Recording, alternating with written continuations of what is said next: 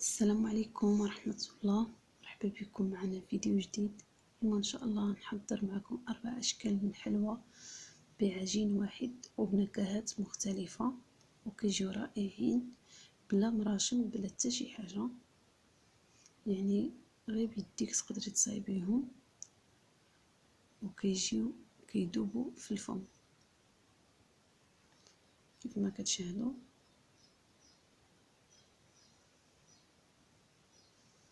غنهرس الاخرى معاها.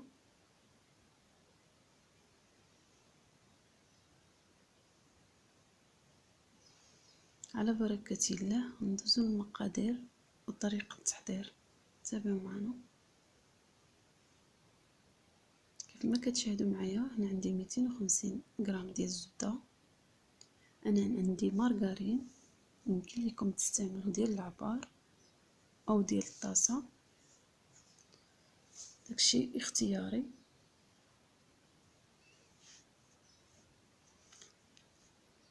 دابا غندوزها في الحكاكة باش تسهل عليا في الخدمة. الزبدة دائما خصها تكون على حرارة المطبخ. من بعد ما حكيت الزبدة ديالي غنضيف عليها 2 الكيسان ديال سنيدة، العبار دائما بكاس العنبة، وغنضيف عليها بنفس الكاس 2 كيسان ديال الزيت،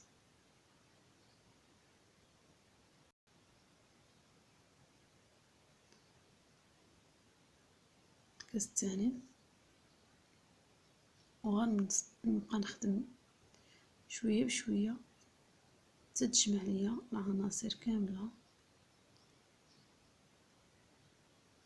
غادي نضيف سكر الفانيلا،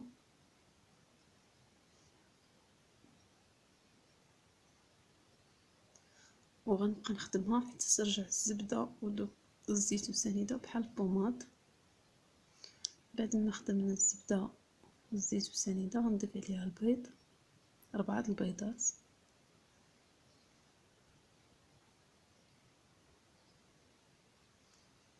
ونرجع نخدمهم مره ثانيه. تندخل البيض معاهم ونبقى نضيف الدقيق شويه بشويه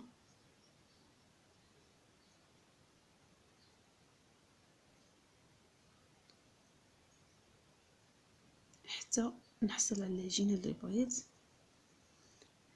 انا العجينه هنا ما بغيتهاش قاصحه، بغيتها تكون جاريه، انني غادي نقسمها. هنا غندير 2 الخمارات وغنزيد الدقيق ونبقى كنجمع في العجينه. من بعد ما جمعت العجينه كيف ما كتشاهدوا خليتها جاريه كتلصق في اليدين، ونقسمها على 4 كرات.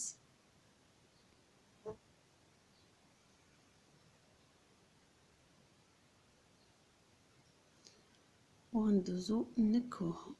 الكره الاولى غادي نكهها قشور د البرتقال محكوكين، يمكن لكم ديروا قشور د الليمون الحامض او اي نكهه تبغيو. وكنبقى نزيد الدقيق ونجمعها شويه بشويه. من بعد ما جمعت العجينه كيف ما كتشاهدوا غادي نرجع للكره الثانيه اللي كنكهها بفلون كراميل. نفس الشيء غادي ندير كيف ما درت مع الكره الاولى، نبقى نزيد الدقيق وكنجمع العجينه وكندخل فيها داك الفلون. بعد ما جمعت العجينه الثانيه كيف ما كتشاهدوا نخليوها ترتاح ونرجعوا للكره الثالثه.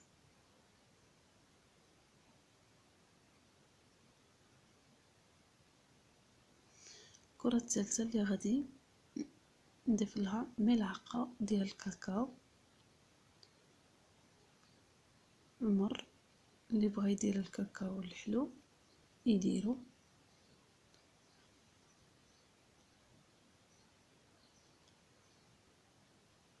من بعد ما جمعنا الكره الثالثه، دائما العجينه خصها تكون طريه ما تكونش قاصحه.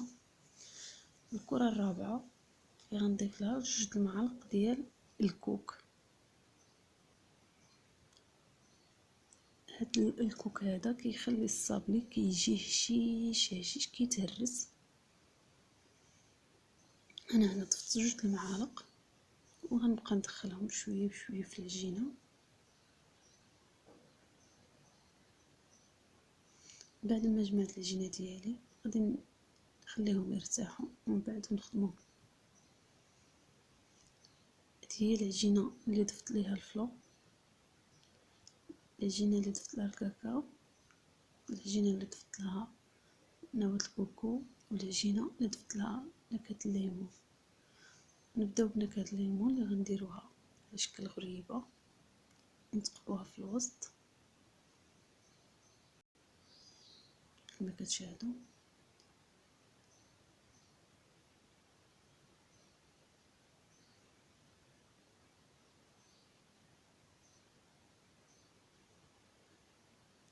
نستمر في هذه الطريقه هذه حتى نسالي العجينه ديالي كامله.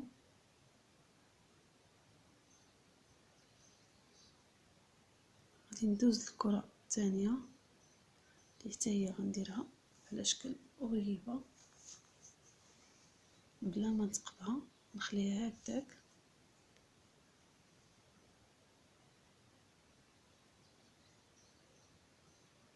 الحجم دائما على حسب الاختيار ديال الانسان، واش كيبغي الحلوه كبيره ولا صغيره. من بعد ما استفناهم في الصينيه ديال الفران كما كتشاهدوا غندخلهم للفران. الشكل الثالث اللي نكهناه بالفلون كراميل بين 2 بلاستيكات غتسرحوه في الثلاك.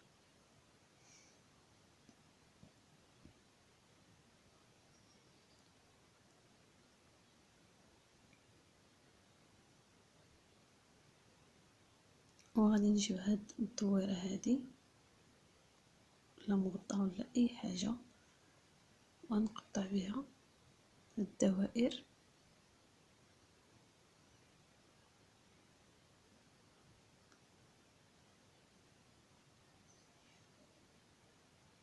غنصطفهم في الصينيه. من بعد غندخلهم للفران.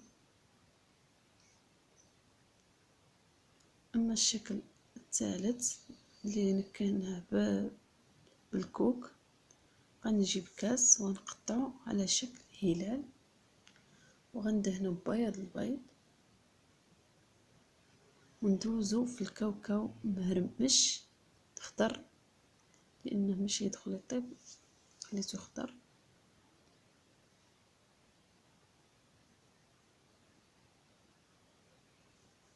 كندوزو في بياض البيض وفي الكاوكاو مهرمش. من بعد ما ساليت العجينه ديالي كامله ندخلهم للفران. من بعد نرجع معكم. الشكل الاول هو هذا اللي عندي هنا قرعه الكونفيتير صغيره ديال المشمش ديال الحلوى، ضفت عليها نص كاس ديال المزهر وخليتهم حتى داروا الغليه. غليتهم فوق النار. من بعد بقيت كندير فيهم الحلوى، غادي نخليهم تقريبا واحد 10 ديال الثواني. عاد نبقى نصفيهم نديرهم في الكوك. التزيين دائما كيبقى اختياري.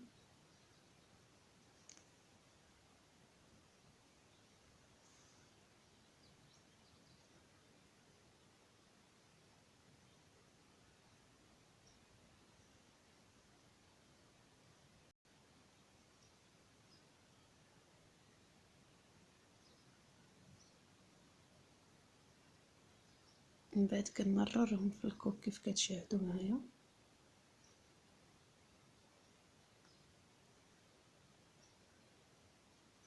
نستمر في هذه الطريقه حتى كنسالي التزيين ديال الحلوى ديالي كامله.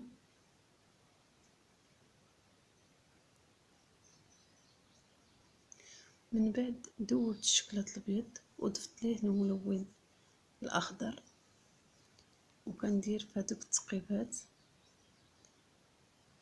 بالمعلقة شوية الشكلاط الملون.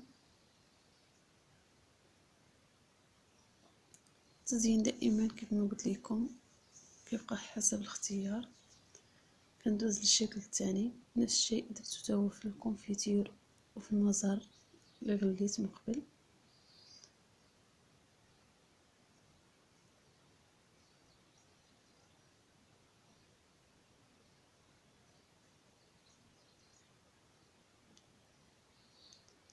من بعد غادي نصفيهم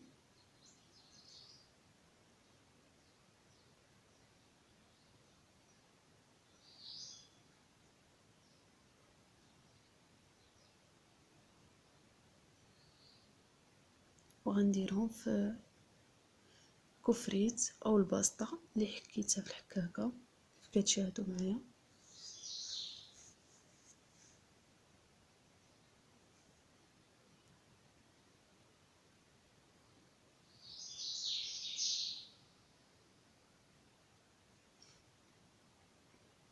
كنلويهم في الباسطه ونستفهم كيجيو على الشكل هكذا.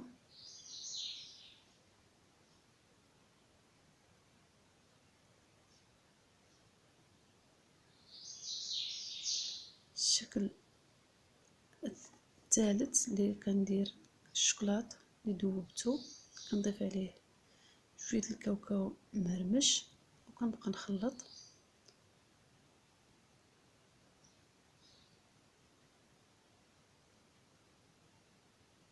من بعد كندير فيه الصابلي اللي قطعته على شكل دوائر كيجي على الشكل هذا.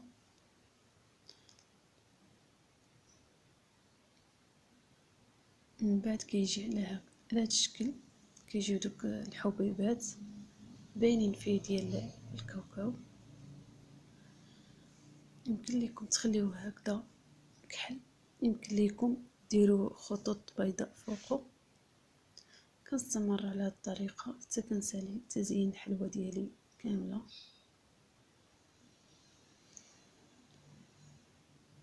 الحلوى الشكل ديال النهائي ديالها هو هذا كيف كتشاهدوا معايا. الشكل اللي درنا فيه نكهه الليمون والشكل اللي قطعناه وزيناه في مره واحده الهلال.